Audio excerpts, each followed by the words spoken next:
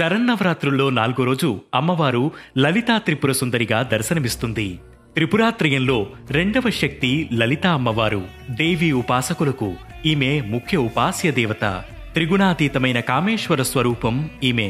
పంచదశాక్షరి మహామంత్రం అధిష్టాన దేవతగా లలితా త్రిపుర సుందరిని ఆరాధిస్తారు.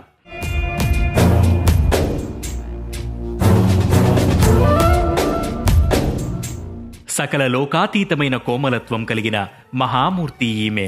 చెరుకుగడ, విల్లు, పాశాంకుశాలను ధరించిన రూపంలో కుడివైపున లక్ష్మీదేవి, ఎడమవైపున సరస్వతీదేవి సేవలు చేస్తుండగా లలితాదేవి భక్తులను అనుగ్రహిస్తుంది.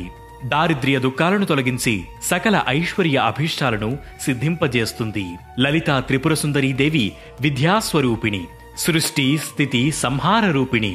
కుంకుమతో నిత్య పూజలు చేసే సువాసినులకు ఈ తల్లి మాంగళ్య సౌభాగ్యాన్ని ప్రసాదిస్తుంది.